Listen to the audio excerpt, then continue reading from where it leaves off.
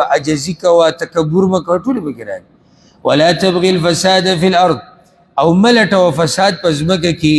ان الله لا يحب المفسدين يقينا الله نخو خي فساد كون قال غوي انما اوتيته على علم عندي يقينا راکړی شوی دی ماته د هر څه په علم باندې چې ما سره دی تکبر وکړه دای علم عندي دي دو مطلب دی یو زما سره دومره پوهه ده زه لایق د دې چې ما سره بدای تاسو الله درکړي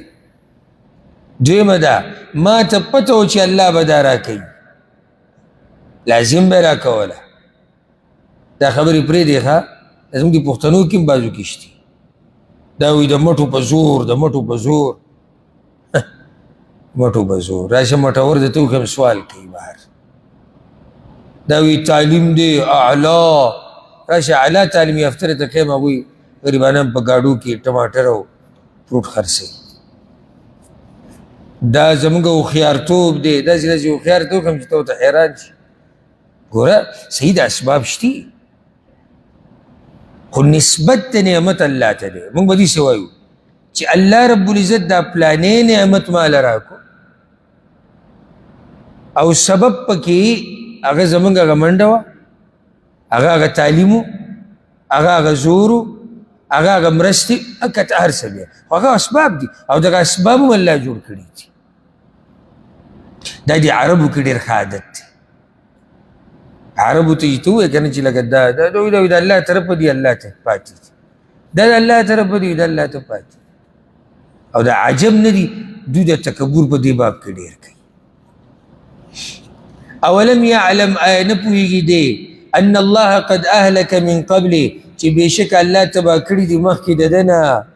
من القرون د پیړو نه من هو اشد منه قوه هغه څوک چې هغه ډېر سخت و د ده نه په طاقت کې و اکثر جمعا او ډېرو په ډله کې الله اکبر که دی وایي چې زه طاقتور یم او مال ډېر دی په ما تباهي نه راځي هلاکت نه راځي الله وایي ما پوخا داسې تباه کړي دي چې هغه د ده نه څه و د ده نه ډېر و د ده نه مالدار و د ده نه طاقت و ولا يسأل عن ذنوبهم المجرمون او تپوس به نه کېږي د ګناهونو د هغوی د مجرمانو نه دا داسې ده خبره داسې ده چې ولا يسأل المجرمون عن ذنوبهم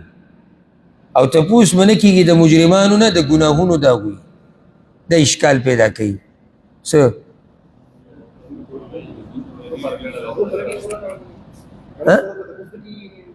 ده زی په زی قرآن کې الله وایي موږ سره هغه تېر شو فوربک لنسألنهم اجمعین ای پیغمبر ستا په رب مې د قسم د ټول نه به تپوس کو او دلته الله وایي تپوس به نه کېږي